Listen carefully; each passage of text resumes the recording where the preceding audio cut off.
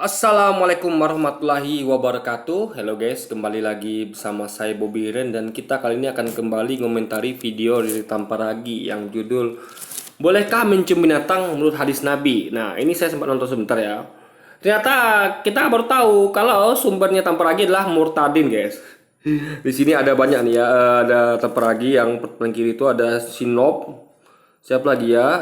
Pokoknya ini satu 2 3 4 5 6 7 ini kayaknya murtadin semua nih guys. Atau kebanyakan sebagian besar murtadin gitu kan. Jadi murtadin ini ngajinya di mana gitu kan. Sehingga mereka jadi murtad guys.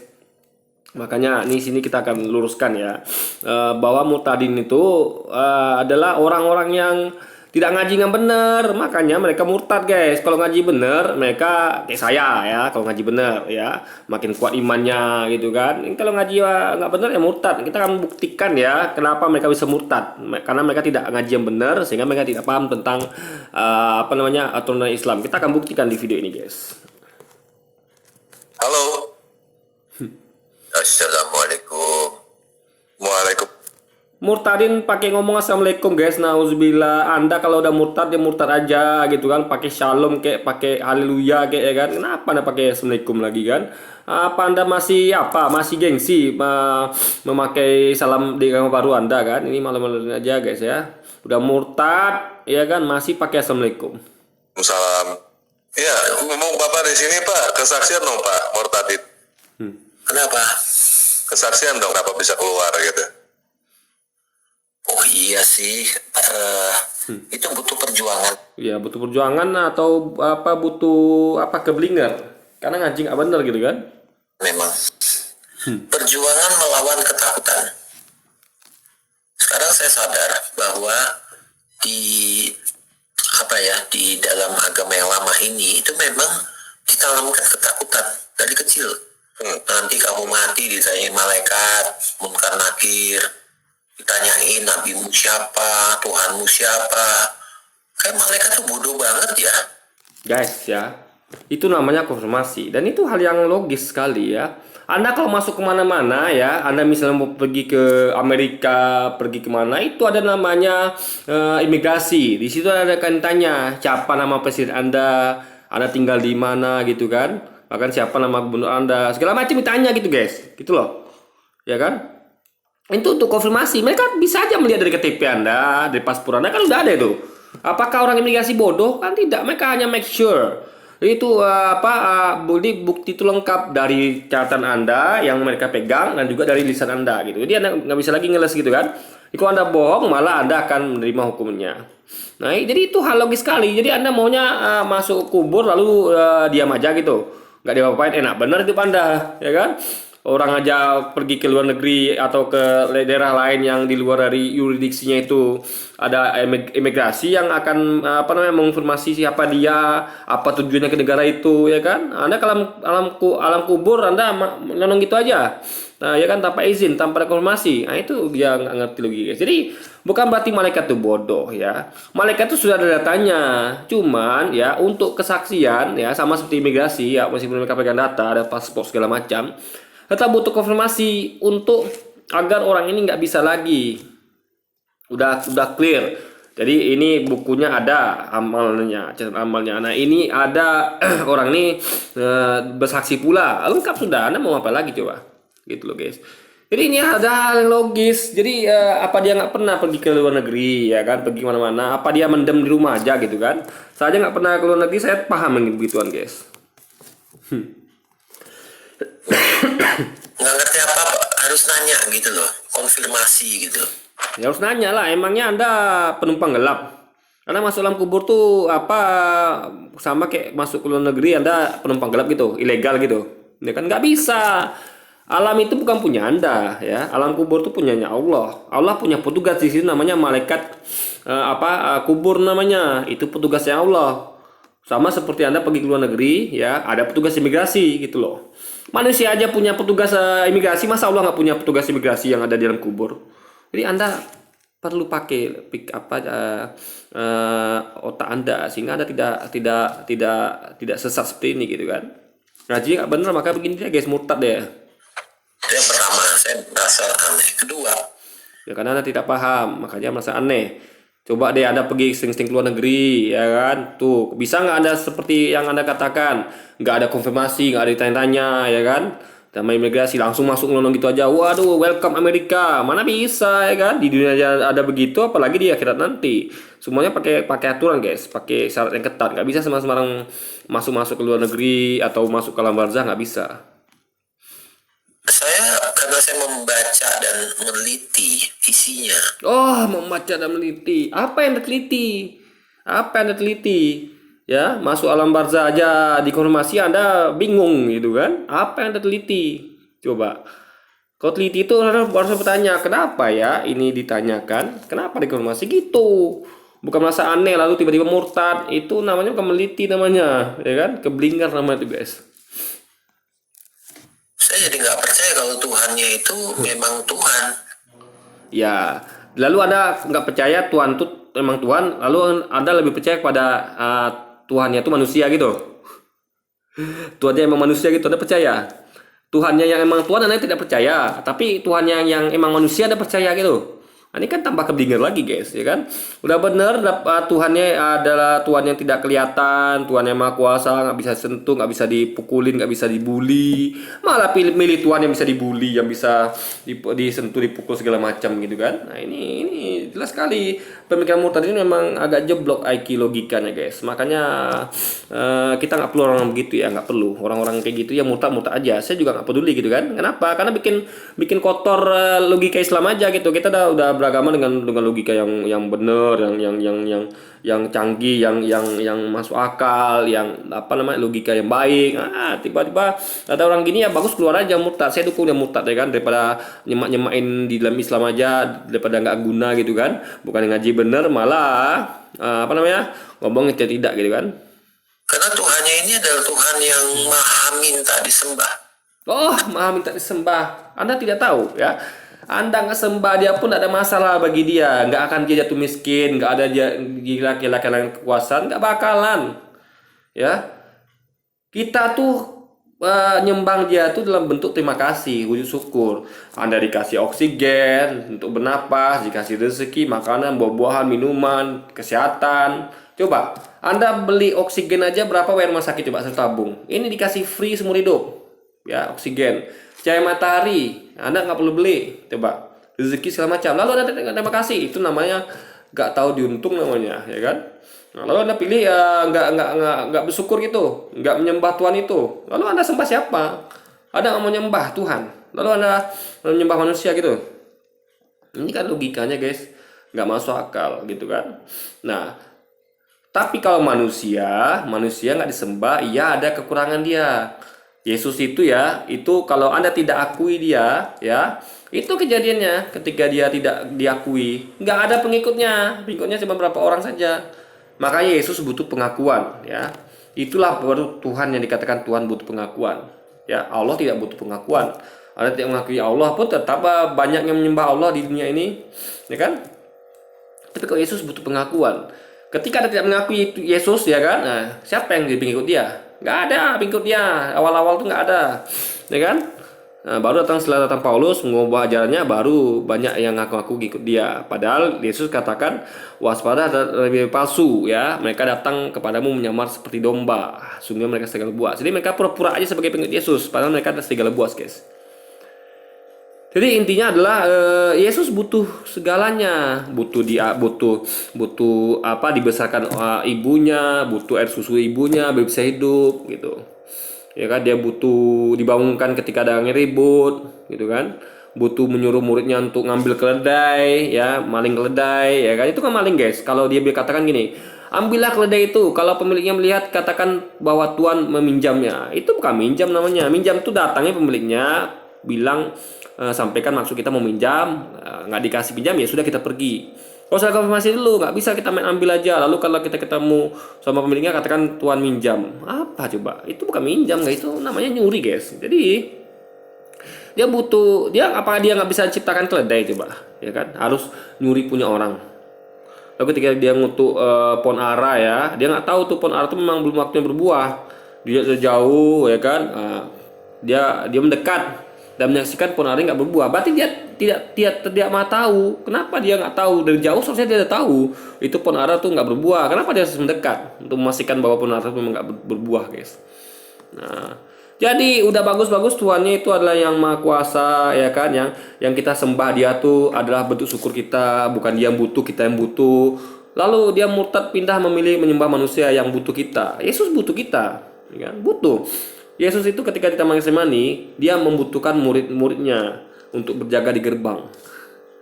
Butuh dia muridnya, guys. Disuruh katakannya, adakah uang kalian untuk beli pedang? Kalau nggak ada, jualah jubah kalian.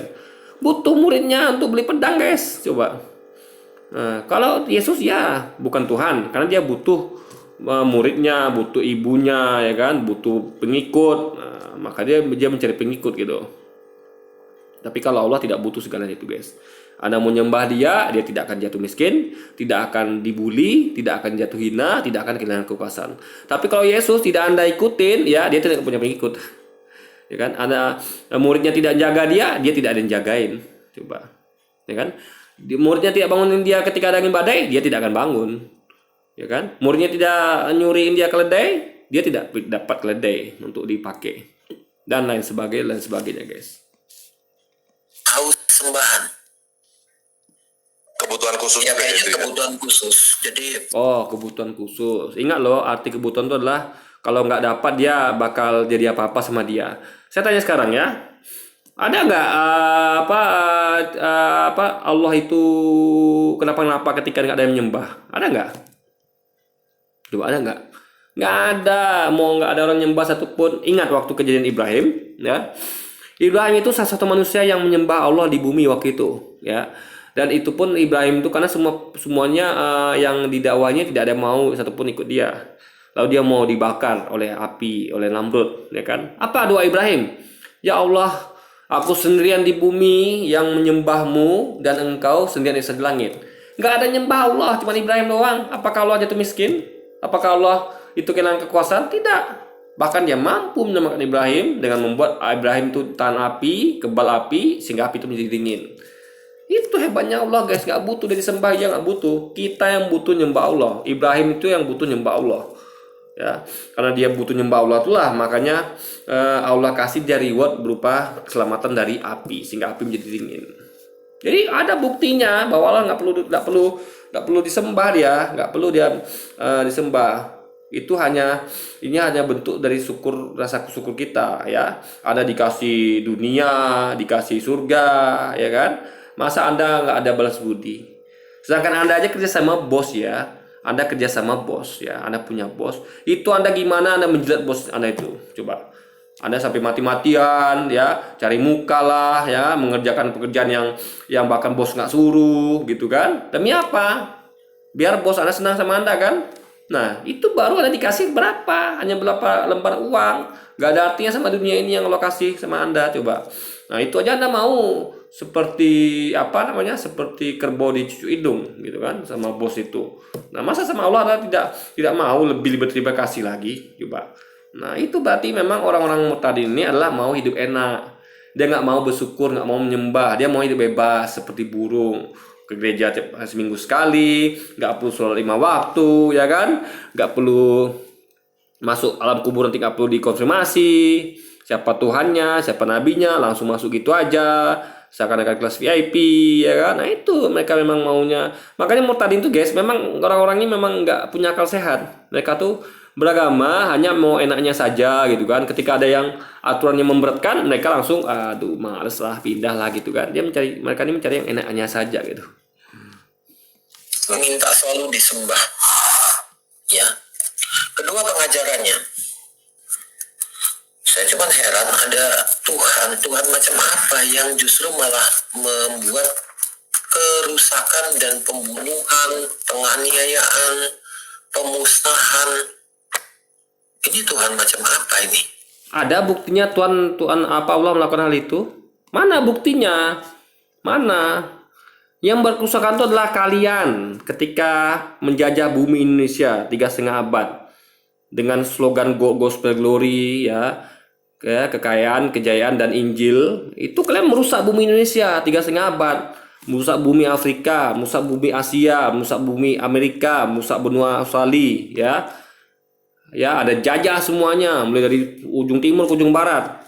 Atas inisiasi dari Paus Benediktus, ya, membagi dunia atas dua bagian, yaitu timur dan barat, yang dikuasai oleh timur itu salah satu Inggris Portugis, guys. Di sebelah selatan itu adalah sebelah barat itu adalah Spanyol kalau saya nggak salah, ya. Nah, itu yang buat kerusakan di muka bumi. Belum lagi kalian menyebabkan dan menjadi pemeran utama di Perang Dunia Pertama dan Kedua. Itu yang merusak itu. Berapa orang yang kalian bunuh coba di Perang Dunia Pertama dan Kedua? Kalian pelakunya.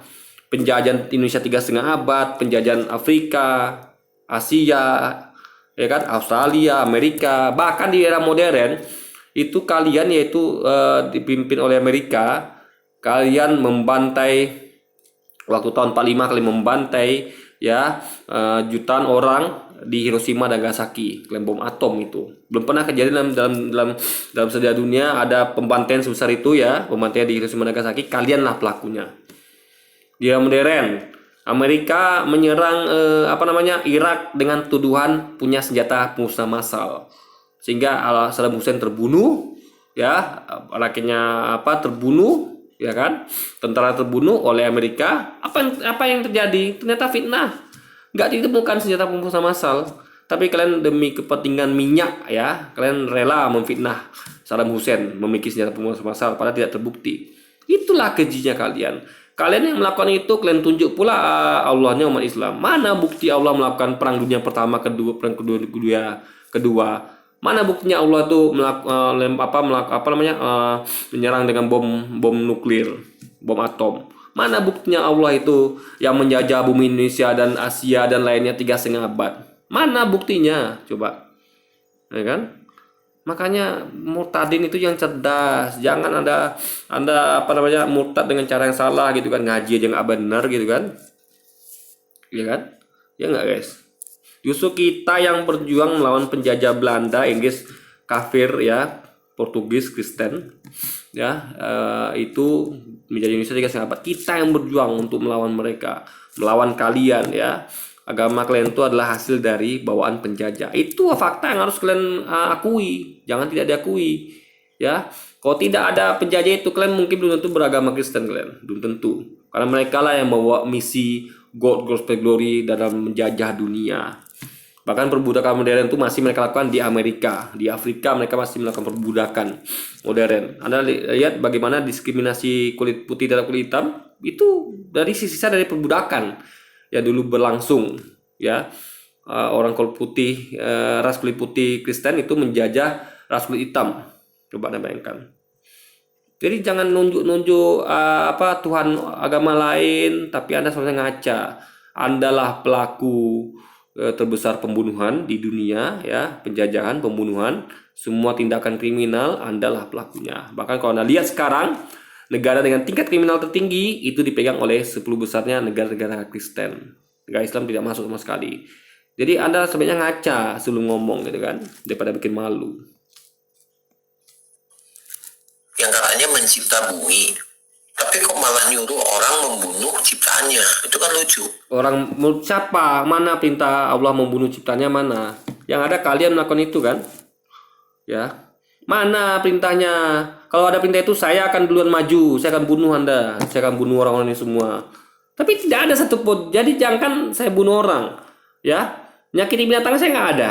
Coba. Karena tidak ada aturan itu dalam Islam.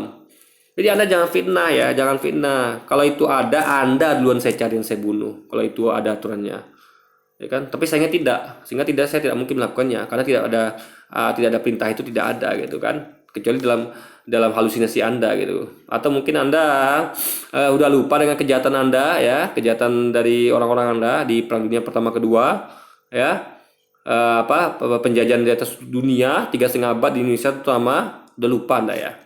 Ya, jadi Anda ini jangan halu lah, ya kan? Bertentangan dengan akal sehat, ya. Yang ketiga, Aku punya akal sehat lagi. Akal Anda tuh sakit, tidak sehat, makanya Anda murtadin.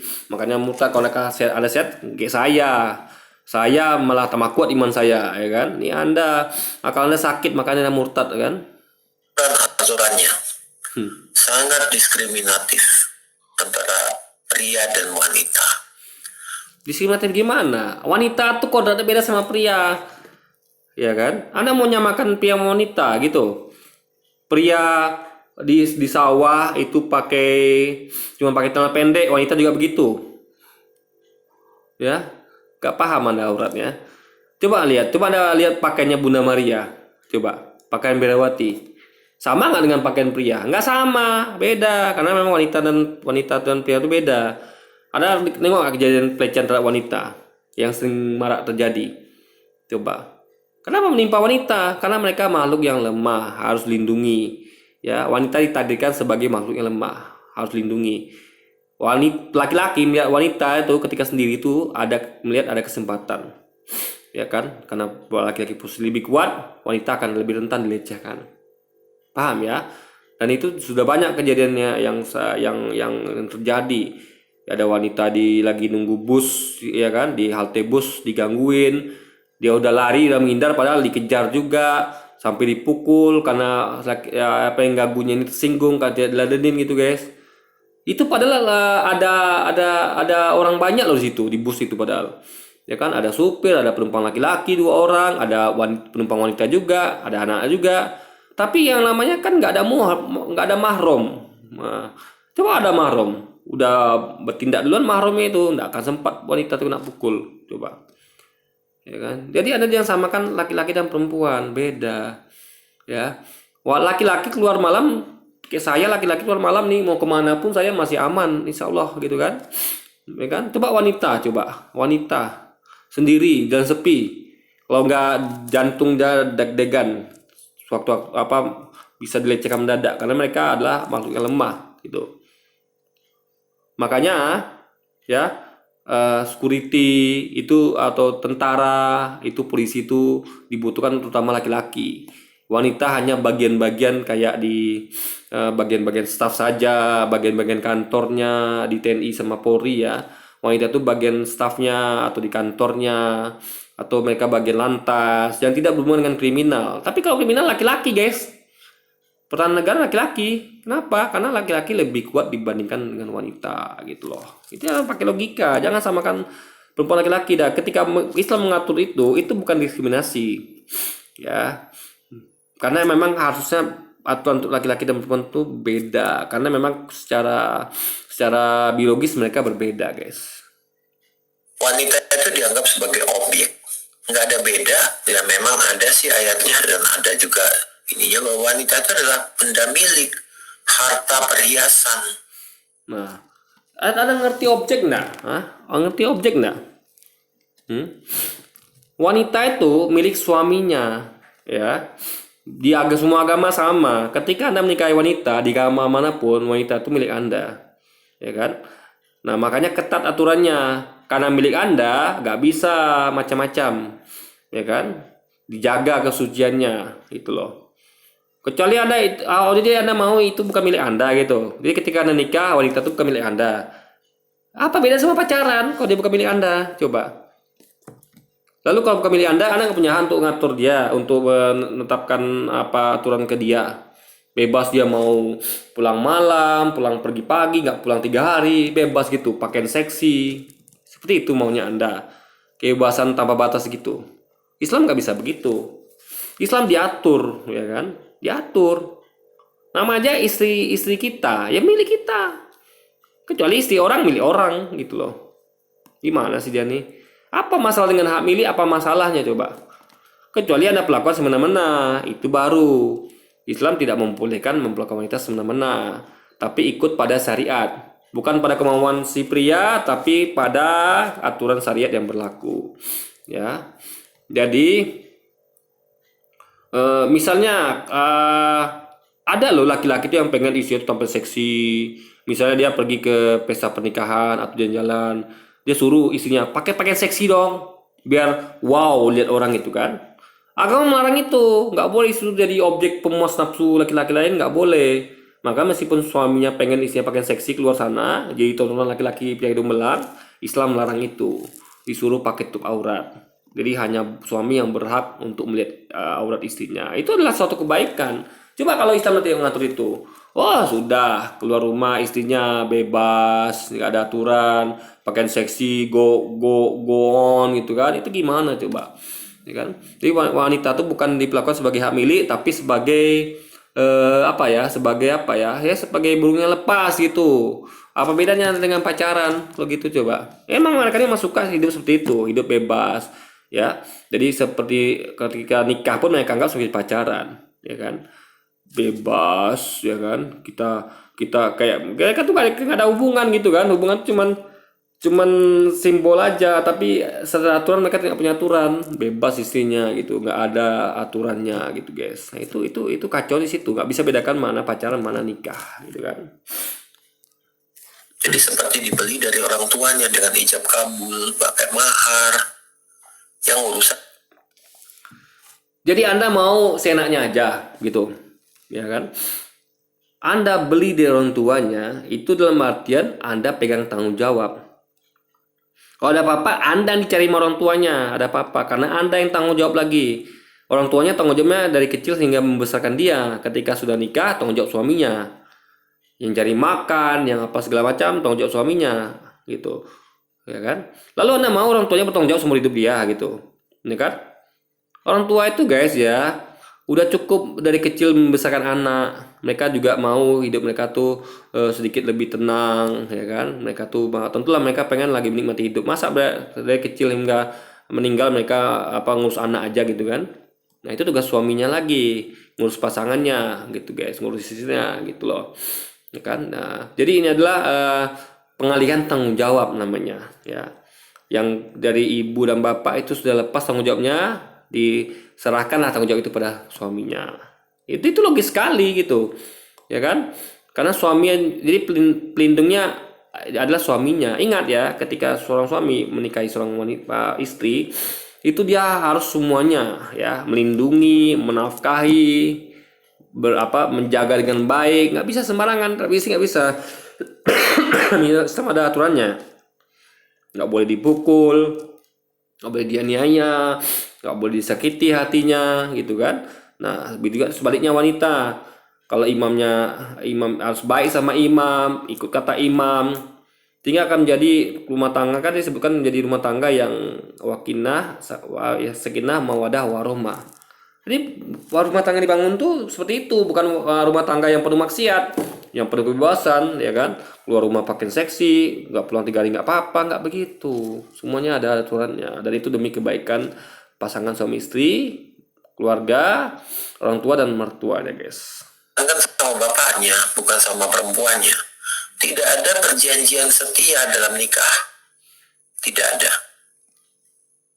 Tidak ada perjanjian setia dalam nikah. Anda pernah ijab kabul nggak? Ya kan? Pernah nikah nggak cara Islam? Ya. Islam itu ya, ketika kabul itu ya, itu ada perjanjian untuk setia kepada pasangan, ya. Menerima pasangan itu apa adanya. Itu ada perjanjiannya gitu loh. Di kabul begitu, gitu. Ya kan? Lalu kalau misalnya ada singgung-singgung poligami, poligami itu juga setia. Kenapa? Dia sama istrinya juga, bukan dengan wanita yang bukan istrinya. Orang nggak setia itu adalah dia ada main dengan wanita yang bukan istrinya, itu baru nggak setia. Ya, kalau Anda masih sama istri Anda itu namanya setia. Kenapa? Setia itu adalah berdasarkan dari ikatan, tidak keluar dari ikatan. Ketika ada sebuah ikatan atau dua ikatan, orang kita tidak keluar dari situ, itu namanya setia. Nah, itu nama setia. Kecuali ada pacaran satu aja nggak setia nama itu, ya kan? Mana ada setia sama pacar? Nggak ada. Itu bukan hak milik Anda, ya kan? Ya apa Anda untuk melarang dia untuk dekat sama cowok lain ketika cuma pacaran? Nggak ada. Belum ada ijab kabul, tapi udah berlaku seperti suami istri gitu kan? Ada cemburu sih, oh nggak apa-apa ya, tapi belum waktunya gitu, ya kan? Ada dikatakan selingkuh, loh gimana mau selingkuh? Namanya masih pacaran, hak dia lah mau sama dekat sama cowok lain juga. Dia kan lagi nyari pasangan gitu. Nah jadi nggak setia itu ketika Anda dengan laki-laki atau wanita yang bukan pasangan Anda atau istri atau suami Anda, itu baru nggak setia namanya. berjanjinya tuh sama bapaknya, iya anak lu gue piara deh gitu, persis kayak orang beli kambing. Iya kan? Tawa lagi pis. Guys ya, sejak kapan Islam mengajarkan beli apa perempuan tuh nikahi sama kayak pelihara kambing? Anda pernah lihat kambing nggak? Kambing itu tidak dimasukkan dalam rumah, ya. Di luar rumah, panas-panas, hujan-hujan, makan rumput. Coba, kambing itu. Ada apa? Apa ada niduri kambing? Mungkin jadi niduri kambing mungkin, ya kan? Ya, gak bisakah dia bedakan antara melihara kambing dengan hidup rumah tangga dengan seorang wanita? Masa dia menyamakan hidup rumah tangga dengan seorang wanita dengan melihara kambing? Berarti dia tidur sama kambing dong, ya kan? Aduh guys, ini murtadin memang ketawa pula lagian. Aduh, ini murtadin memang sesatnya guys. Berarti dia kalau gitu dia tidur sama kambing. Lalu dia ngajak shopping kambing. Apalagi dia ngantar anak kambing ke sekolah. Ya kan? Kalau anak kambing punya anak dari dirinya, ya kan? Kan pasangannya itu kan, kambing itu kan. Dia kan dinikahi dia kan, kambing itu kan. Murtad ini kan, berarti kalau punya anak, anaknya diantarkan sekolah gitu kan, anaknya dibantu belajarnya anak kambing ini gitu kan, seperti itu kah gitu kan.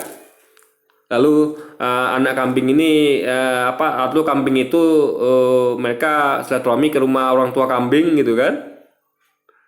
Misalnya ketika dia beli kambing di pasar, itu ada orang tuanya, nanti dia ngomong tuh, ibu kambing, bapak kambing, nanti kita tahun depan akan silaturahmi ke sini lagi ya, seperti itu.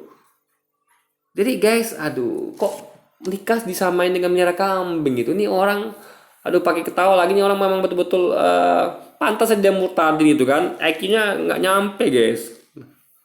Itulah akal sehat, itu akal sakit namanya. Menikahi wanita sama dengan kayak melihara kambing. Auzubillah min zalik. Ini namanya akal otak sudah diletakkan di lutut guys, di dengkul, otak dengkul ibarat gitu kan. Makanya dia murtad. Ini kasihan saya kayak gitu, benar-benar kasihan guys. Pantasnya dia murtad gitu kan. Jujur aja, kita harus jujur loh. Nggak ada beda sama orang beli kambing. Ini kambing lu berapa nih? Ya ini kasih aja berapa duit, 200.000. Maharnya 200.000. Nah, juga dipakai mahar. Coba lihat belantik-belantik yang jual kambing tuh sana di Jawa Timur. Bilangnya mahar kok. Maharnya berapa nih? Belantik-belantik sapi atau kambing. Belantik sapi itu ya, habis mahar, dapat mahar ya sudah. Kalau ini Islam kan tidak, orang nikah itu kan dia akan mengadakan pesta. Gunanya apa? Agar orang tahu itu isinya, sehingga orang tidak akan ganggu. Coba kalau nanti nggak tahu di itu isinya, orang akan ganggu nanti. Ini nggak ada suami gitu kan? Padahal suaminya, untuk itu diberitahukan melalui pesta pernikahan. Kambing apa Anda mengadakan pesta pernikahan kambing coba? Apa ada ijab kabul sama kambing? Ketika Anda beli kambing ada ijab kabulnya gitu. Ya kan? Entah kalau dia mungkin ketika beli kambing dia pakai ijab kabul gitu kan. Aduh dasar murtadin. Mahar berapa? 1 juta, itu 2 juta misalnya. Ya kalau sapi berapa? 20 juta, 30 juta. Atau mahar, mereka juga menyebutnya. Nggak ada beda kan? Nah begitu sudah menjadi istri, seorang wanita itu menjadi mutlak milik suaminya, mau diapain juga boleh. Salah itu. Anda belajar Islam di mana? Mau diapain juga boleh. Hah? Anda belajar Islam di mana? Saya tanya sekarang, ketika ada laki-laki mukul istrinya nggak terima karena KDRT, lapor polisi, suaminya tangkap, ada nggak ulama protes? Nggak ada. Kenapa? Karena nggak boleh mukul istri, nggak boleh dalam Islam. Nggak boleh berlaku semena-mena sama istri, nggak boleh. Ya kan? Jadi jangan kira-kira wanita tuh dalam Islam tuh seperti itu, bebas dilakukan seenaknya. Ini fitnah guys ya. Ini murtadin yang tidak tahu apa-apa, dikerjanya fitnah terus gitu kan. Nikah saat disamakan dengan melihara kambing ya, auzubillah min zalik. Makanya ngaji itu yang benar. Jangan ngaji sama pendeta ya. Ngaji sama ustadz, sama ulama, sehingga Anda tidak sesat seperti ini. Istrinya mau capek, mau apa, dia dijak wik-wik, nggak mau, boleh dipukul. Ada ayatnya. Wah, isi capek kalau nggak mau diajak wik-wik dipukul ada ayatnya. Mana ada seperti itu, ya. Islam tuh mengatur ya, yang nggak boleh itu istrinya tidak dalam keadaan capek, ya kan? Suami mau begituan, lalu istrinya jual mahal, seakan-akan itu suaminya itu baru, dan itu pun tidak dipukul, guys. Jadi ketika suami tidur dalam keadaan mempunggungi istrinya karena istrinya tidak mau diajak apa namanya apa istilahnya ya apa nafkah batin, panisnya tidak capek, nah itu istrinya dapat laknat Allah sepanjang malam, gitu guys. Jadi bukan suaminya yang menghajar istrinya, Allah yang melaknat istrinya. Kenapa? Karena sebagai istri kok begitu sama suami, ya kan? Harusnya sebagai istri itu kan suka sama nikah tuh kan bukan dipaksaan, ya kan? Suka sama suka. Kenapa anda tidak mau melayani suami coba? Sementara sama yang bukan suami anda nafsu gitu kan? Nah, jadi harus ngaji yang benar gitu. Nggak ada wanita tuh kalau capek dipaksa untuk begituan, nggak ada, ya kan? Nah makanya ada poligami coba. Yang itu tuh anda kali ya, karena kan tidak poligami. Jadi istrinya itu aja gitu. Coba anda bayangkan orang yang poligami dengan yang tidak poligami. Misal kayak saya, anggaplah istri saya 4, ya. Ketika saya sama istri ini dia capek, saya bisa sama istri lain. Dia bisa istirahat, coba. Enak. Coba kalau anda istrinya capek, anda mau sama siapa? Mau paksa juga? Atau anda sabar nunggu? Lalu anda jajan sama wanita lain? Kalau poligami ya, ini capek sama yang satu lagi, capek juga sama satu lagi, sampai 4. Nah, nggak mungkin semua capek kan? Nah, jadi anda yang istrinya satu ini yang dicurigai yang istrinya capek di 4 juga, karena nggak ada yang lain gitu kan? Nah itu logikanya guys gitu loh. Dia cuma punya satu istri, dia capek pun kalau udah nafsu dia ya dihajar juga gitu kan. Jadi janganlah nunjuk Islam, anda sadar diri ya kan. Anda yang punya satu ya kan, anda yang lebih besar kemungkinan untuk melakukan itu ya. Capek pun anda tidak peduli karena nggak ada lain. Anda mau sama siapa? Sama apa, mau ini dengan apa, dengan hewan atau dengan siapa, atau dengan wanita bukan istri anda? Makanya mikir gitu kan. Apalagi pasti tahu kan ayatnya. Pasti paham. Jadi memang Iya, sebutin ayatnya, jangan bilang pasti paham, pasti tahu. Kok kita tahu banget, paham banget. Anda yang tidak paham itu kan, makanya dia nggak mau sampaikan mana ayatnya guys. Dia tahu untuk menyampaikan ayat ya, bukan saya di sini. Karena saya tahu ayatnya, ya kan. Tidak punya satu keadilan, dan yang saya temukan itu adalah mereka selalu menganggap ini perang. Perang ini belum selesai sampai semua orang di bumi ini bersyahadat. Oh, jadi kita anggap ini perang. Saya tanya sekarang, ada nggak umat muslim ini memerangi negara lain? Ada nggak? Yang ada orang-orang Kristen memerangi negara-negara lain. Coba perang di Irak kemarin itu siapa pelakunya? Amerika. Perang di Palestina siapa pelakunya? Israel.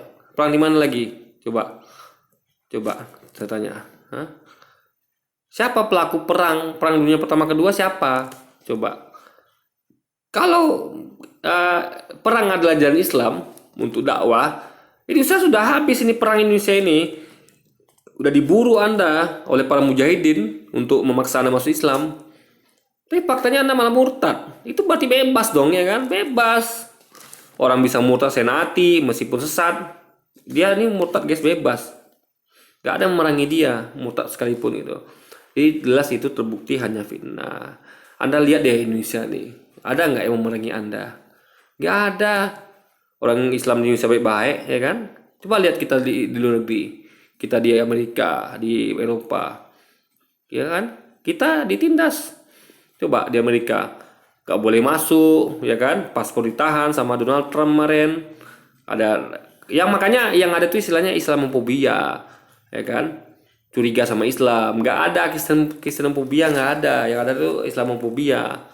Itu loh guys. Makanya anda tuh harus ngaji yang bener, jangan asal mangap kayak gini gitu kan, sehingga anda tidak tahu apa-apa. Makanya mereka seringkali memainkan ayat-ayat yang dikatakan, oh itu bagian perang, itu waktu perang, itu waktu perang. Padahal enggak. Di mata mereka Sekarang juga masih perang. Kenapa? Belum semuanya bersyahadat. Islam itu disebarkan dengan damai. Karena Islam adalah agama rahmatan lil alamin. Saya dakwah kepada orang-orang tidak dengan kekerasan, bukan? Saya terangkan tentang Islam. Anda tengok deh, Anda tengok di YouTube tuh banyak itu, Street Corner, dakwah on street. Itu mereka buka counter, ya kan? Di situ mereka menyediakan buku-buku gratis, Quran, hadis. Lalu apa namanya? Tiap orang lewat, mereka meminta izin, minta waktunya untuk menyebar atau untuk menyampaikan dakwah. Kalau nggak mau ya sudah, silakan lanjut jalan. Kalau mau dengarkan, kan mereka berdebat guys. Ketika ada yang apa malah mereka malah menuduh Islam macam-macam gitu kan, karena dengan media. Apa yang mereka lakukan? Umat Islam yang dakwah di jalan-jalan itu, mereka mendengarkan dan membantah balik argumentasi itu dengan cantiknya, dengan logisnya. Dan mereka tidak berantem karena itu. Bahkan justru para orang-orang itu yang didakwa itu yang bahkan berkata kasar, ya kan, mengumpat, menyerang, kadang dengan simbol begini. Anda tonton deh videonya, ya kan, bagaimana dakwah dijalankan. Jadi nggak ada perang untuk menyebarkan agama Islam tuh nggak berlaku guys, gitu loh. Jadi kalau itu berlaku, sudah nggak ada satupun lagi orang-orang Kristen Indonesia ini, sudah habis diperangi semua. Faktanya mereka ini udah tenang, ya kan, bahkan bisa murtad gitu. Jadi orang-orang ini harus ngaca gitu, jangan asal mangap dan fitnah sana sini. Karena nabinya bilang begitu, ada hadisnya kok. Oh, nabinya bilang apa coba? Apa yang dikatakan Nabi Muhammad? Coba, mana hadisnya? Mana hadisnya? Kalau ada hadisnya ya, saya dari pertama kali memerangi Anda. Gitu. Mana hadisnya? Tidak ada. Aduh, batuk saya parah nih, guys. Kedua, waktu saya belajar hadis-hadis itu, cakep banget deh yang namanya Tarmizi 1375. Udah tahu kan? Pernah baca nggak? Di ini coba Oh iya, oke, tampilkan aja, tampilkan. kita tancap aja. Berapa? Nomor berapa? Nah, tadi ngomong dalil, baru ini ditampilkan. Coba kita lihat dalilnya apa. 1375. 1375. Iya, 1375. Oh, menjinai hewan.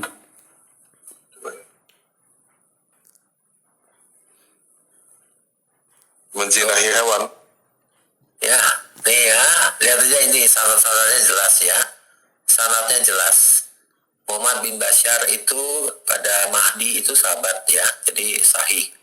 Ya, menceritakan pada kami, Sufyan itu adalah juga sahabat. Hadis ini lebih sahih dari hadis pertama. Hadis pertama dan menjadi pedoman amal. Ya, hadis pertamanya nggak sebutin dia. Ya, hadis pertama guys ya. Ini hadis kedua. Pertama berkata, barang siapa yang kedapatan menggauli hewan, maka bunuh orang itu beserta hewan yang digaulinya. Itu keras, begitu keras aturan Islam guys. Terhadap orang yang menggauli hewan, berzina dengan hewan, haram, ya kan? Nah, meskipun ada ulama yang mengatakan ini hadis doif, ya, yang saya sampaikan tadi bukan yang ini ya, ini sahih memang, ya kan? Nah, kalian bertanya juga dengan hadis ini. Nah, untuk hadis ini ya, Anda perlu ketahui ya, ini bunyinya seperti ini ya. Barang siapa menggauli ya binatang, maka tidak ada hukuman khusus. Ingat ya, ada bacaan hukuman khusus, bukan tidak ada hukuman atasnya saja. Tapi barang siapa menggauli binatang, maka tidak ada hukuman khusus atasnya. Alias syariat yang mengatur itu. Tapi ya tetap haram ya, tapi syariat itu menyerahkan kepada aturan pemerintah. Jadi pemerintah kalau ada orang menggauli hewan ya, kan sekarang banyak nih ada namanya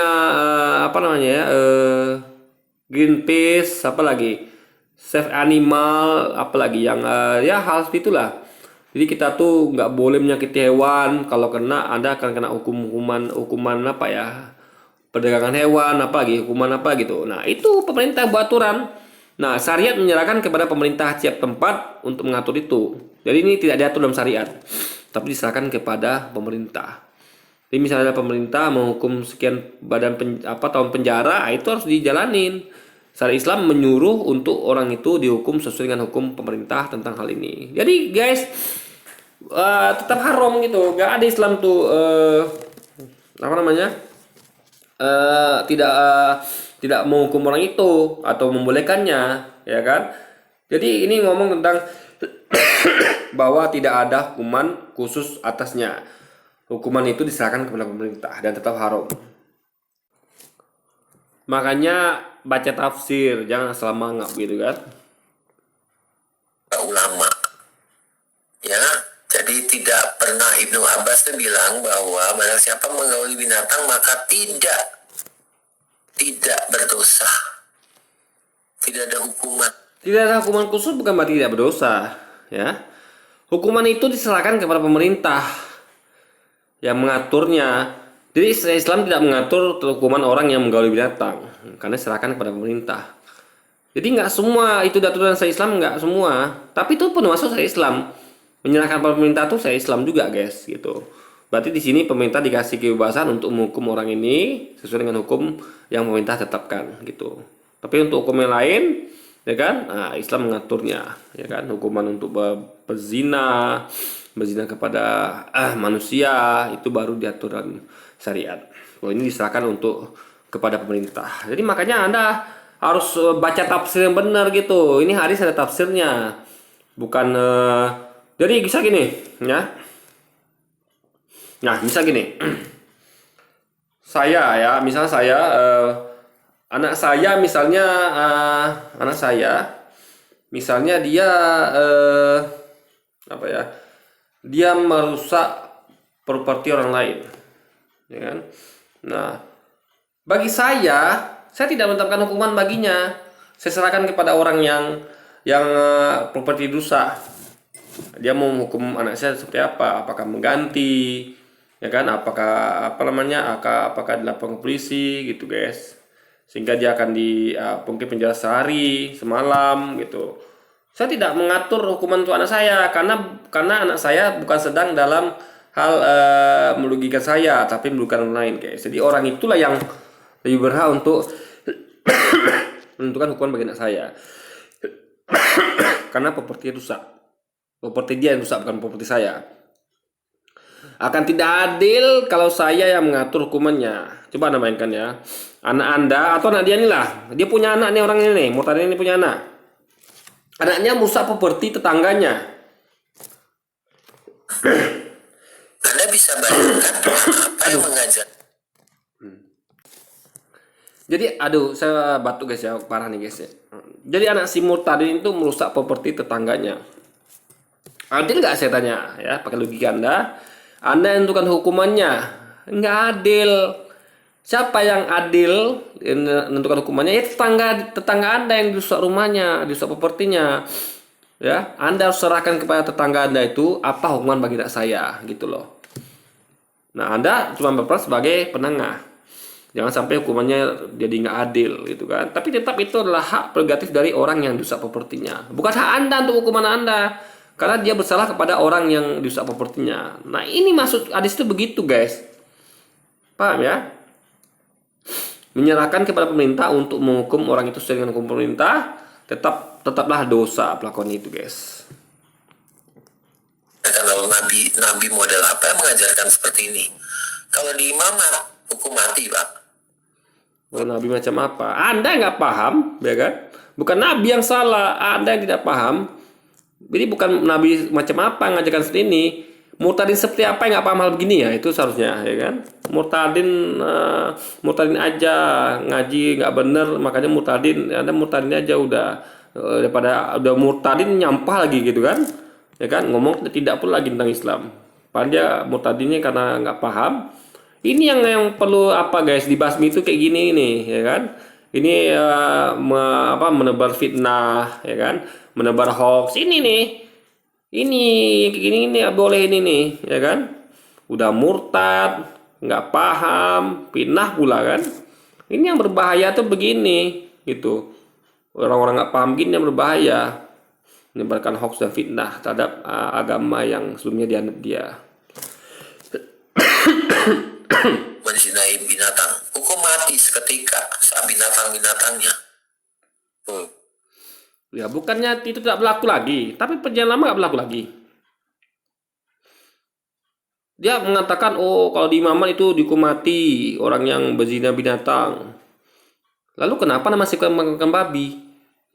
Ya kan? Kenapa Anda masih nggak sunat? Pasti ada nanti, oh hukum sunat nggak berlaku lagi, hukuman kisos nggak berlaku lagi. Ada tuh di perjanjian lama dikatakan bahwa jangan masa kasih kepadanya, yang berlaku adalah mata ganti mata, gigi ganti gigi, nyawa ganti nyawa. Itu hukum kisos. Pasti dia berkatakan, oh itu hukum sudah berubah dengan penyaliban Yesus. Lalu kenapa menzinai hewan hukum mati tidak berubah? Ada pasti pakai gitu. Ini mereka pakai standar ganda, guys. Kalau bisa dipakai untuk nyerang orang, dia akan pakai itu dan berlaku. Tapi ketika menimpa dirinya, dia gara-gara itu nggak bisa makan babi lagi, gara-gara itu dia masih harus mengakui hukum kisos, gara-gara itu dia harus masih sunat, maka dia buang hukum itu, mengatakan, oh nggak berlaku lagi karena Yesus sudah salib, makanya berlaku lagi. Itulah namanya pilih-pilih hukum itu, guys, ya kan, demi kepentingan dogma. Itu ini malah oke-oke saja. Jadi ya banyak orang Kristen juga tidak tahu tentang model-model isinya ajaran ini. Ya jangan Kristen, Mutaridnya nggak paham, ya kan, nggak paham deh, guys. Makanya belajar tafsir yang benar. Apa tafsir hadis ini? Dia tidak baca ini, dia nggak baca kan? Mana nih tafsir hadis ini, mana? Nggak dibacain dia, ya. Makanya kacau, guys, logikanya. Karena Islam Indonesia masih punya toleransi karena faktor budaya. Budaya kita kuat menjaga. Di mana-mana Islam tuh toleransi, nggak ada yang enggak. Bukan di Indonesia saja. Itu perlu Anda pahami ya. Jadi jangan apa beda saya tanya sekarang Islam Indonesia dengan Islam di Malaysia, di Arab, di Brunei. Sama semua syariatnya. Islam tuh nggak ada yang beda, semuanya sama. Karena patokan Islam itu ada syariat, bukan dari peraturan pemerintah, enggak. Islam itu berdasarkan syariat Islam, bukan berdasarkan pada peraturan pemerintah, guys. Anda kira Islam itu sama kayak negara, tiap-tiap negara beda aturannya, enggak. Islam itu juga bukan budaya, tiap-tiap negara beda budayanya, enggak. Islam itu adalah satu syariat, syariat Islam namanya, sehingga semua apapun negaranya, sukunya tunduk pada satu syariat Islam itu. Jadi di mana-mana sama aja, termasuk Indonesia. Jadi nggak ada yang beda. Makanya itu ngaji yang benar. Jadi Anda bisa bedakan apa itu agama Islam, apa itu negara, apa itu suku, ras, budaya segala macamnya, gitu kan. Jadi nggak ngawur seperti ini.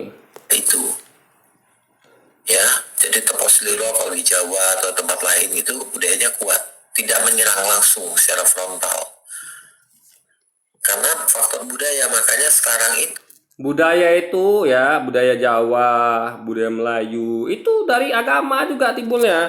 Karena mereka ada orang-orang yang beragama, mereka bukan orang ateis ya. Mereka budaya itu akar dari agama dia.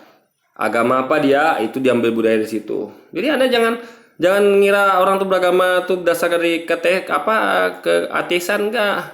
Agama itu yang menjadikan budaya mereka. Makanya akan temukan orang-orang Jawa tuh lembut-lembut, orang Minang tuh soleh-soleh, dengan orang Sumatera Utara, orang Aceh ya kan, orang Jambi, Palembang, kerja segala macamnya. itu yang mau dikikis sama yang garis keras ini adalah budaya Indonesia yang mau dihilangkan. Oh, mau dikikis budaya Indonesia. Budaya mana mau dihilangkan coba saya tanya. Hah? Budaya mana dihilangkan? Gak ada. Gak ada budaya Indonesia yang mau dihilangkan sama orang-orang Islam. Gak ada. Coba. Anda pernah nengok nggak ulama? Hah? Pernah nengok ulama? Ulama aja Jawa, dia berpakaian Jawa, beradat Jawa. Tengok ulama-ulama NU itu. Mereka pakai budaya Jawa kan? Ya kan? Gus Baha, siapa lagi? Yang lainnya. Itu pakai budaya Jawa. Ulama ketika di Sulawesi pakai budaya Sulawesi. Ulama di Minang pakai budaya Minang. Ulama kita Sumatera Utara pakai budaya Sumatera Utara. Ulama kita di Papua pakai budaya Papua. Coba. Jadi di mana ulama kita paham di mana bumi dipijak, di situ langit dijunjung. Nggak ada ulama kita tuh yang mereka tuh di Papua pakai budaya Jawa, nggak ada. Ya kan? Mereka kan pakai budaya Papua juga gitu. Jadi ya mereka tuh ngerti lah kita toleransi daripada Anda gitu kan. Andanya dia ini sedang tidak toleransi nih guys ya kan. Udah keluar dari Islam dan murtadin masih nyerang Islam gitu. Padahal nggak tahu apa-apa tentang Islam. Ngaji aja tadi mana deh guys. Kita mau dicabut dari akar budaya kita sebagai orang Indonesia. Oh, mau dicabut dari akar budaya. Coba gimana caranya? Di mana kejadiannya coba? Di mana? Jangan asal ngomong hoax deh, jangan fitnah deh. Tunjukkan satu kejadian di mana ya ada umat Islam yang mau mencabut akar budaya. Coba. Di mana? Coba saya tanya, di mana? Suku Dayak itu ya di Kalimantan, ya. Islamnya tetap berbudaya Dayak. Umat Islam Dayak tetap berbudaya Dayak mereka. Pakai adat Dayak, apalagi tentu yang ditinggalkan tentu yang bertentangan dengan Islam, misalnya menyembah nenek moyang itu haram dalam Islam gitu kan. Nah, tentu dia harus milih Islam karena nggak mungkin dia milih dua-duanya. Masa sebentar-bentar dia nyembah nenek moyang, sebentar lagi tidak gitu. Di khusus hal-hal yang dilarang syariat dia tinggalkan. Tapi budaya seluruh tidak ada masalah. Berpakaian ala Dayak, ada di Papua berpakaian ala Papua, di Bali berpakaian ala Bali. Ulama kita, umat Islam kita, nggak ada masalah di situ, ya kan? Anda aja yang lebay gitu kan, yang fitnah-fitnah aja kerjanya. Jadikan gaya Arab supaya kita tidak punya kecintaan pada negeri ini. Lalu kalau mau pakai gaya Arab apa salahnya? Coba, bebas kan? Berarti dia ini nggak toleransi guys, ya? Dia maunya bebas tapi ini dia nggak boleh kita bebas. Coba. Anda mau pakai jas silakan, pakai jeans silakan. Jeans sama jas itu budaya mana? Budaya Barat kan, Eropa kan, pakai jas itu kan ketika ke pernikahan. Itu ya semua orang Kristen guys, itu pernikahan pakai jas guys. Itu budaya dari Eropa itu. Pakai jas, pakai sepatu. Coba. Peti mati itu budaya mana? Peti mati. Ketika umat Kristen meninggal, budaya Eropa. Budaya penjajah yang bawa ke sini. Budaya Indonesia bukan begitu. Budaya Indonesia itu dikubur di tanah, ya, dengan kain kafan, dengan tikar, dengan apa lagi itu budaya Indonesia. Dia pakai budaya Eropa, nggak ada masalah lain. Coba ke gereja pakai celana jeans, pakai gaun yang wanitanya, pakai pakaian seksi, rok pendek, itu gaya Eropa semua, bukan gaya Timur. Timur pakai sopan-sopan. Coba saya tanya. Kayu salib salibnya dari budaya mana? Budaya Eropa, budaya Vatikan. Karena asal salib itu kan dari Roma dulu sana. Coba. Pendetanya berpakaian seperti para pendeta Vatikan. Coba. Gak ada masalah kita kan? Kenapa dia memasalahkan kita? Ya, kenapa? Coba. Kalau gitu saya besok kita nggak mau lihat ada orang Kristen memakai nggak budaya Indonesia. Jangan lagi Anda pakai jas ya. Jangan lagi pakai sepatu kilat itu ya. Jangan lagi Anda pakai apa lagi ya? Ya segala macam yang dipakai orang Eropa ya. Ya dia enggak. Nyanyi itu bukan budaya Indonesia. Nyanyi di gereja itu bukan budaya Indonesia itu. Dari Eropa sana budayanya. Ya kan? Jadi sekali lagi ya, dia ini nggak paham. Ya dia ngakunya toleransi. Ngakunya mau bebas, tapi kita nggak dikasih kebebasan. Ya suka-suka kita lah mau pakai budaya Arab, mau pakai baju Arab. Kayak saudara kita yang di orang China tuh pakai budaya China, pakai baju China. Selama dia tetap NKRI mati gitu guys, paham ya? Apalagi nih orang Arab, memang orang Arab yang begitu. Ulama kita banyak orang Arab, ya kan? Habib kita banyak orang Arab. Itu apa salahnya coba? Jangan rasis dong jadi murtadin, ya. Begitu juga dengan orang-orang Tionghoa. Apa salahnya mereka berpakaian China? Mereka memakai budaya China. Itu nenek moyang mereka kok. Mereka masih punya ikatan kuat dengan nenek moyang mereka. Mata mereka sipit kok. Mereka nenek moyang mereka lahir di Cina kok. Cuman jangan ragukan dengan hati mereka. Mereka tetap, walaupun gitu mereka tetap NKRI harga mati. Jadi kita tuh jangan mentang-mentang NKRI mati lalu kita melupakan nenek moyang kita. Nggak boleh begitu. Kita harus tetap ingat pada akar kita, ya. Nah, dan itu dia nih rasis guys ya. Rasis nih, orang nggak boleh pakai baju Arab gitu kan. Oh itu sekarang ini semuanya nggak boleh pakai baju Cina, nggak boleh pakai baju Eropa gitu kan. Pakai aja orang Jawa pakai belangkon, pakai apa sarung, pakai batik gitu kan. Besok gereja Anda jangan pakai apa ya, pakai jas ya. Ya, karena itu bukan budaya Indonesia loh. Nah, mau dia melakukan itu kan nggak mau guys. Pendetanya mau nggak memakai pakaian adat? Pendetanya nggak mau dia guys. Pasti pendetanya pakai niru pakaian Vatikan sana gitu. Makanya orang-orang gini nggak paham gitu kan. Dia aja juga melakukan, tapi orang lain dilarang-larang untuk melakukan guys. Ini namanya nggak adil tuh ini. Mau menang sendiri, egois tuh bini nih, ya kan? Gak ada yang mau tadin kayak gini, ya kan? Udahlah gagal paham, ngajinya nggak bener, ya kan? Mau menang sendiri, egois, nggak ngaca pula gitu kan? Jadi gampang dipengaruhi, gampang disetir. Itu grand desainnya begitu caranya di mana-mana. Oh gitu. Selalu Ya, dilakukan dengan pola yang sama. Oh gitu ya. Begitu ya dengan orang-orang yang ke gereja pakai jas itu ya. Gereja pakai sepatu itu ya. Iya. Pendeta memakai pakaian ala Vatikan itu ya. Sama juga gitu ya. Orang-orang saudara kita, orang-orang Tionghoa yang memakai budaya apa pakaian Cina gitu juga ya. Yang rumahnya pakai ornamen Cina gitu juga ya. Ini orang memang apa guys, rasis nih orangnya, nggak bisa menerima perbedaan. Kita tuh bineka tunggal ika ya, berbeda tempat satu. Bukan kita tuh sama, bukan kita berbeda-beda tidak boleh berbeda, enggak berbeda-beda tapi tetap satu gitu. Bukan tidak boleh berbeda-beda kita. Makanya ini ininya nggak ada guys logikanya, nggak mikir nih ngomong asal ngomong aja kan. Begitu bos.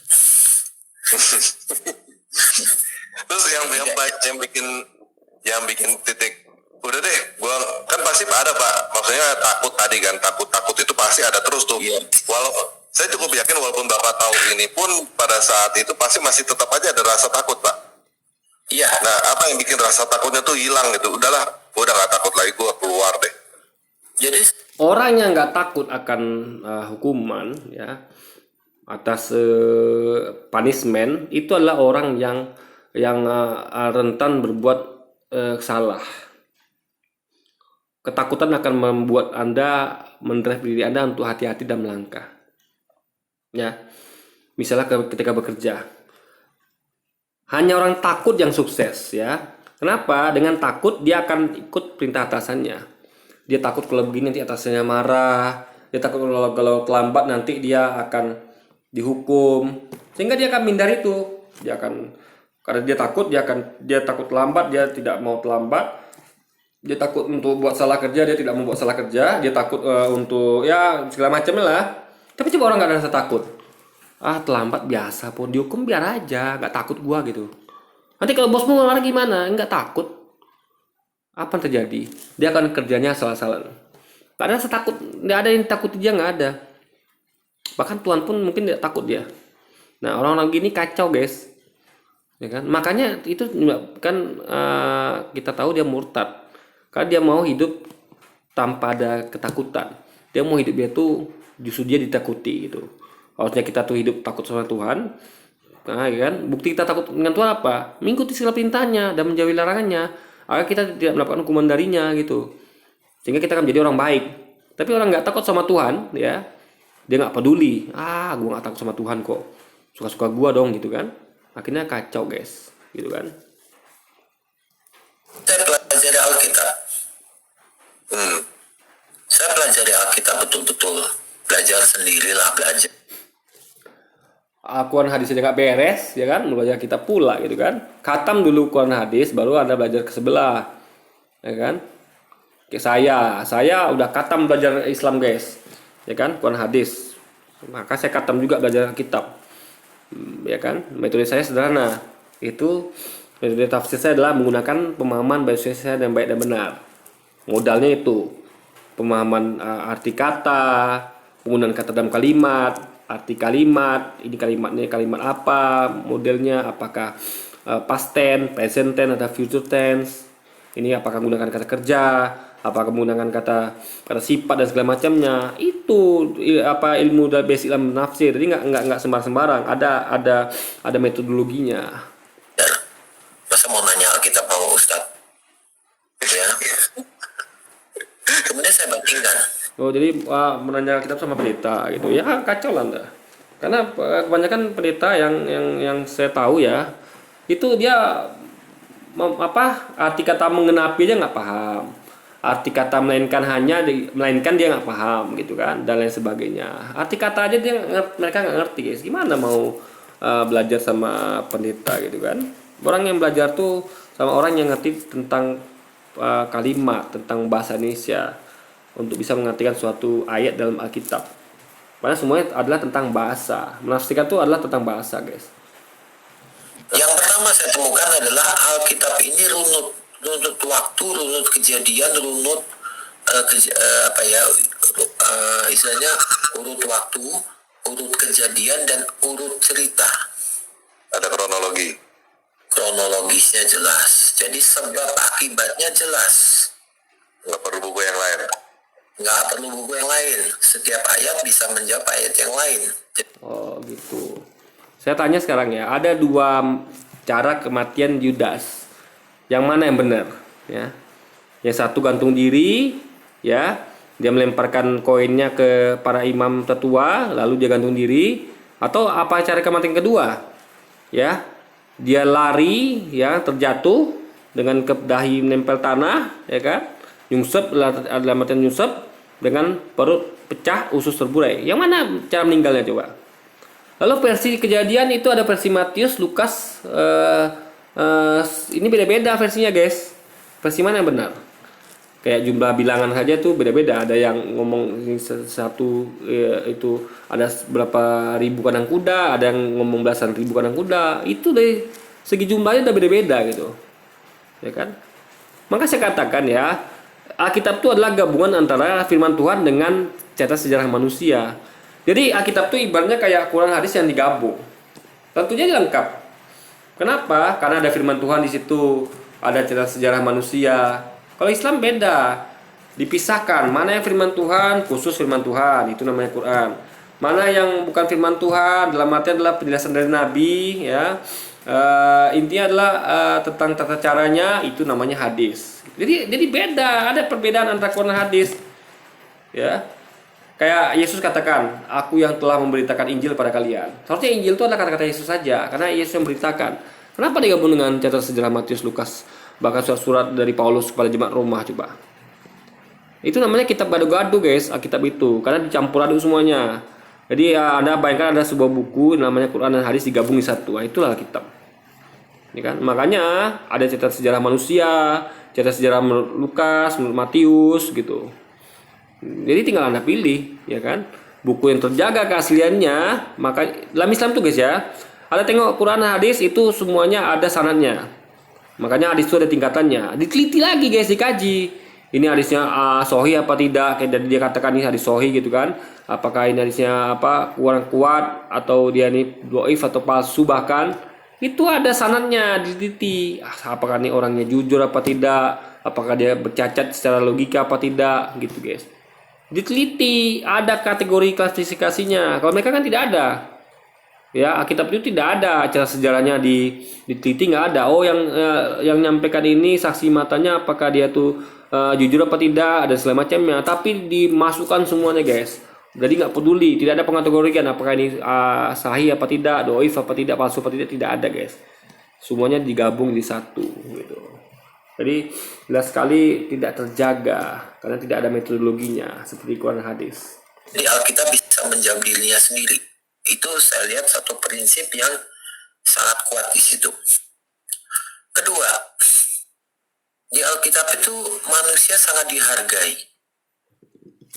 Sangat dihargai. Musuh pun itu harus dikasihani dan dikasihi. Bukan berarti. Makanya baca Quran itu lengkap. Anda tengok aturan perang dalam Islam bagaimana memperlakukan tawanan, bagaimana memperlakukan musuh, gitu. Nggak boleh mengganggu anak kecil, wanita, orang-orang jompo, warga sipil, properti nggak boleh diganggu. Musuh yang menyerah itu harus diperlakukan dengan baik. Tawanan diperlakukan dengan baik. Apa yang Anda makan itu juga tawanan makan. Ada aturan semua dalam Quran dan hadis. Dia aja nggak pernah ngaji nih orang guys, ya kan? Jadi dia nggak ngerti tentang hal begituan dia. Jadi orang Kristen itu kayak pasrah bongkoan ya. diapain aja mau, enggak. Tapi kita tidak boleh melakukan misalnya seperti tindakan koreksi ya. Ya kalau namanya hukum kasihnya begitu, ya diberlakukan apa aja mau berarti. Contoh, dia tidak boleh perang kan? Saya selalu mendengar bahwa tidak boleh perang dalam Kristen. Berarti salah dong pelaku perang salib. Salah dong pelaku perang Konstantinopel yang dari pihak mereka. Anda bayangkan ya, Indonesia dijajah kemarin, kalau pakai syariat Kristen, dijajah sama Kristen makan kan? Penjajah Portugis, Belanda, Inggris, Kristen itu menjadi Indonesia. Lalu mereka menerapkan hukum kasih. Orang Indonesia yang ada dijajah Belanda itu, orang Kristen Indonesia yang dijajah Belanda, Portugis, tiga apa itu menerapkan hukum kasih. Jadi ketika dijajah, disuruh kerja paksa, mereka nggak boleh melawan, nggak boleh perang, bahkan terima aja, bahkan baik-baik lagi sama penjajah. Hai penjajah, selamat datang ke Indonesia, selamat menjajah gitu. Itu hukum kasih. Mana ada? Makanya tengok Islam. Ketika dijajah, Islam melawan, fight back. Kenapa? Hukum kasih sebenarnya ketika dijajah adalah melawan balik, guys. Ada berperang untuk kemuliaan. Kenapa? Itu tandanya Anda mengasihi negeri ini, mengasihi rakyat Indonesia yang dibully, yang ditindas sama penjajah, yang dikerja paksa, diperkosa segala macam. Anda kasih kepada rakyat Indonesia bukan dibuktikan dengan Anda memerangi penjajah Belanda, Portugis, Inggris, Kristen, ya kafir, dengan mengorbankan jiwa raga Anda, kenikmatan Anda ada korbankan. Anda siap mati untuk itu. Itu kasih tertinggi. Bukan Anda diam saja lalu mengasihi penjajah. Hai penjajah, kalian walaupun jahat, tapi kami harus tetap mengasihi kalian, gitu kan? Apa seperti itu? Ya kan? Ini makanan untuk kalian selama menjajah ya, gitu. Ini makanya mereka murtadnya apa guys? Salah caranya. Maka mereka nggak paham gitu kan? Hukum kasih itu nggak selamanya diam saja atau mengasihi musuh, nggak selamanya. Ada saatnya musuh itu kita kasih pelajaran, ada saatnya musuh itu kita hentikan kezulimannya, bukan dengan kasih, tapi dengan perlawanan, dengan perang, ya kan? Kalau tidak Anda yang akan dihabisi. Makanya orang-orang pejuang jihad Indonesia itu menerapkan perang ketika melawan penjajah, karena itu bentuk kasih tertinggi. Bentuk mereka mengasihi negerinya dan rakyatnya. Bukan seperti mereka ini yang mungkin kalau pernah kasih kan, aduh, ya sudah deh selamat menjajah ya, happy good day gitu kan. Nah, ini kan kacau guys. Hukum kasih itu ya penempatannya tuh harus tiga situasi. Gak bisa Anda tuh mengasihi musuh nggak bisa. Ada saatnya kita harus ngasih pelajaran ke musuh, ada saatnya kita harus fight back, ada saatnya musuh kita usir gitu, ya kan? Kecuali kalau musuh yang tidak mengganggu kita, yang dia cuma benci kita, itu nggak apa-apa. Ada musuh yang misalnya kalau Belanda itu tidak menjajah Indonesia, tapi dia benci dari jauh, nggak ganggu kita, ya nggak apa-apa, silakan. Itu baru kita menerapkan hukum kasih yang kita tidak merangi mereka. Tapi yang merangi kita, yang menjajah kita, ya harus kita fight back, kita usir dari bumi pertiwi, guys. Itu dengan rasa kebencian. Kita harus melakukannya dengan rasa sayang untuk meluruskan mereka misalnya. Coba saya tanya, gimana cara meluruskan penjajah Belanda? Coba. Bagaimana meluruskan mereka? Anda mau dakwahi penjajah Belanda? Ya kan? Nggak mempan. Mereka datang sini bukan untuk dengar dakwah Anda, untuk menjajah kita. Untuk menjajah bumi pertiwi, untuk memperkerjakan paksa kita, untuk mengambil nguruk sumber daya alam kita, dan menyebarkan agama Kristen mereka itu. Ya kan? Itu yang mau Anda dakwahi, yang mau Anda kasihi. Pantas saja Indonesia dijajah 3,5 abad, karena orang-orang mentalnya kayak Anda itu banyak di Indonesia pada zaman itu. Mungkin Anda nggak tega ya, karena mereka tuh saudara Anda gitu kan, satu agama dengan Anda, dan yang mereka sebarkan tuh agama Anda gitu kan. Makanya guys, orang-orang ini nggak paham logikanya tuh, IQ-nya jongkok gitu kan. Beda dengan sebelah tempat lama saya, mereka melakukannya tuh demi pahala. Jadi kalau mereka bisa menghancurkan kafir, dapat rumah besar di surga, sama seperti mereka punya kepercayaan bagi yang membangun masjid itu dapat rumah di surga. Menghancurkan kafir dapat rumah di surga? Kafir yang bagaimana dulu? Hah? Kafir yang memerangi kaum muslimin, bukan sembarang kafir. Hei, murtadin. Kalau bego jangan dipelihara ya. Kalau Anda hidup di Indonesia baik-baik saja, siapa merangi Anda? Coba. Jangan merangi. Anda aja murtad, orang nggak peduli. Karena murtad aja orang nggak peduli. Nggak ada yang merangi Anda kan? Bukti Anda bebas bikin video, bikin konten, ngomong-ngomong begini, diupload tuh bebas gitu kan? Makanya jangan fitnah, jangan hoax gitu. Tapi untuk kafir-kafir seperti penjajah Belanda, Portugis, Inggris, Kristen yang menjadi Indonesia, itu wajib diperangi. Karena mereka memerangi kita, menjajah tanah air kita. Gitu loh. Jadi nggak semua kafir itu diperangi. Hanya yang memerangi kita aja gitu. Makanya perang itu kapan bisa terjadi? Hanya ketika ada penjajah Belanda, Portugis, Inggris, kafir, Kristen. Sekarang nggak ada perang sekarang. Tidak ada satu umat Islam itu yang memerangi umat Kristen, nggak ada. Anda jangan fitnah ya. Coba saya tanya sekarang, perang mana yang dilakukan umat Islam terhadap umat Kristen sekarang di Indonesia? Coba sebut. Nggak ada. Anda hidup bebas, hidup nyaman, bikin konten seperti ini, ngomong petantang-tenteng di medsos, YouTube, nggak ada masalah kan? Coba. Ada nggak memerangi Anda apa tidak? Kalau ada itu ayatnya ya, saya akan orang pertama memerangi Anda gitu. Nggak akan saya tunggu-tunggu lagi. Tapi sayangnya tidak ada. Ya kan? Makanya saya tidak bisa memerangi Anda karena saya ikut patuh pada aturan agama saya. Hanya memerangi orang kafir yang memerangi negara dan agama saya. Jadi yang 72 bidadari yang tadinya dalam bangsal dengan kamar-kamar, dia punya rumah sendiri dengan 72 bidadarinya karena dia pernah bikin masjid. Itu Apa salah dengan 72 bidadari? Apa yang salah katanya coba? Jadi kita juga ada ayatnya, ya. Perumpamaan surga adalah seperti seorang mempelai 10 orang mempelai wanita datang menyongsong seorang mempelai laki-laki. Itu perumpamaan kerajaan surga, guys. Nanti di kerajaan surga itu ada 10 orang mempelai wanita ya, membawa pelitanya untuk menyongsong seorang mempelai laki-laki. Di satu orang itu ya, imam perumpamannya akan menikahi 10 orang wanita. Ya, perawan, ya kan? Wanita perawan. Lalu masalah di mana? Alkitab juga ada ayatnya kok. Masalah begini guys ya. Orang ini berpikirannya kotor, jorok. Anda tahu ya, kalau menikah itu ya, kita sah sudah legal. Gak ada masalah situ. Kalau kita tidak menikah, berhubungan pada itu namanya zina. Tapi kalau Anda melakukan sama istri Anda, itu bukan zina namanya. Itu legal, sah. Manusia aja nikahin sah, apalagi Tuhan. Nah, apakah dia tahu kalau istri yang soleh itu sama seperti ratu bidadari surga, menjadi wanita yang paling cantik di antara segalanya bidadari itu, dan akan selalu perawan, ya kan? Walaupun ada tidur dengannya berapa kali pun tetap perawan. Pertanyaannya, ngapain lagi dengan Anda tidur dengan wanita lain, dengan bidadari lain? Kok istri Anda tuh yang paling cantik di situ, tidak akan pernah Bisa disogok gitu ya? tidak akan pernah berkurang kecantikannya. Gitu kan? Untuk apa wanita lain? Kalau saya pribadi ya, saya akan tetap ini penuh nih guys. Oke, jadi mungkin sekian dulu video kita kali ini guys. Ini memori penuh ya. Kita akan sambung lagi di video selanjutnya. Wassalamualaikum warahmatullahi wabarakatuh guys.